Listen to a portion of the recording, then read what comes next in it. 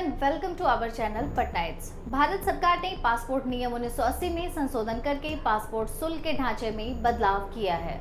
इसके अंतर्गत 36 पृष्ठों वाले सामान्य नए पासपोर्ट के लिए आवेदन शुल्क 1500 से बढ़ाकर 2500 रुपए तक कर दिया गया है। आपको बता दें कि पासपोर्ट से जुड़ा यह नया नियम 1 जुलाई 2026 से लागू होगा।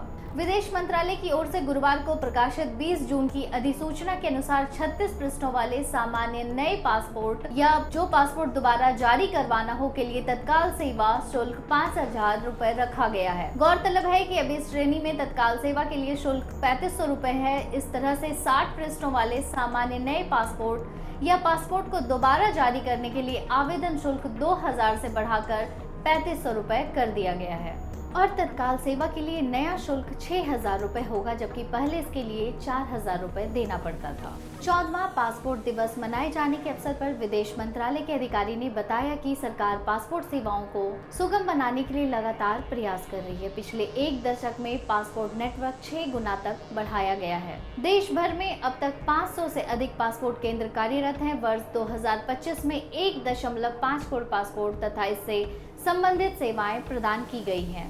पर ये ध्यान रहे कि पासपोर्ट केवल यात्रा का दस्तावेज है, ना कि नागरिकता का प्रमाण। विदेश मंत्रालय के अधिकारी ने यह भी बताया कि पासपोर्ट जारी करने में औसतन 6 दिन लगते हैं। इसके साथ ही पिछले वर्ष 10 पासपोर्ट केंद्र खोले गए थे और इस वर्ष भी 10 केंद्र खोले जाएंगे।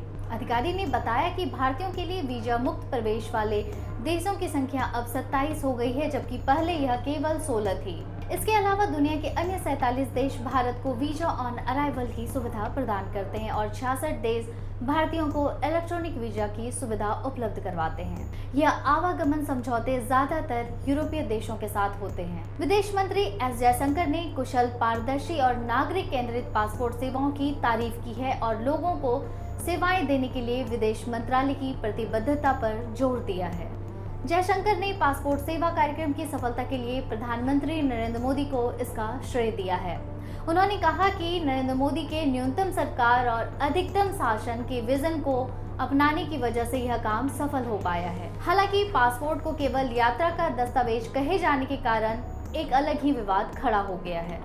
विवाद बढ़ने के बाद सरकार ने पासपोर्ट एक्ट 1967 और बॉम्बे हाईकोर्ट के 2013 के फैसले का हवाला देते हुए कहा कि पिछले 12 वर्षों में इसमें कोई भी परिवर्तन नहीं आया है। वैसे नागरिकता के सटीक दस्तावेज पर छिड़ी बहस ने 2.5 दशक पुराने नेशनल रजिस्टर ऑफ सिटीजन्स यानी NRC की जरूरत पर एक बार फिर सोचने के लिए मजबूर कर दिया है।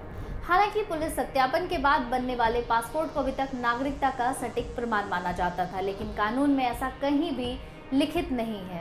आपको बता दें कि 1967 के पासपोर्ट एक्ट में धारा 20 में लिखा गया है कि जरूरत पड़ने पर पासपोर्ट विदेशी नागरिकों के लिए भी जारी किया जा सकता है। एक अधिकारी ने बताया कि 7 दशकों से भारत में रह रहे निर्वासित तिब्बतियों के लिए भी पासपोर्ट जारी किया जा सकता है। पूर्व विदेश सचिव निरुपमा राव का कहना है कि सामान्यतः विदेश में पासपोर्ट धारक को उस देश का नागरिक समझा जाता है जहां से वह पासपोर्ट जारी किया गया है, लेकिन अगर कोई फ्रॉड होता है या फिर पेरेंटेज की बात आती है तो नागरिकता कानून 1955 का आधार बनेगा, ना कि कोई पासपोर्ट इसके लिए जिम्मेवार होगा। पासपोर्ट के इस नए नियम पर आप क्या कहना चाहते हैं, आपकी क्या राय है, कमेंट बॉक्स में लिखकर हमें जरूर बताएं और देखते रहें हमारा चैनल पटनाइट्स।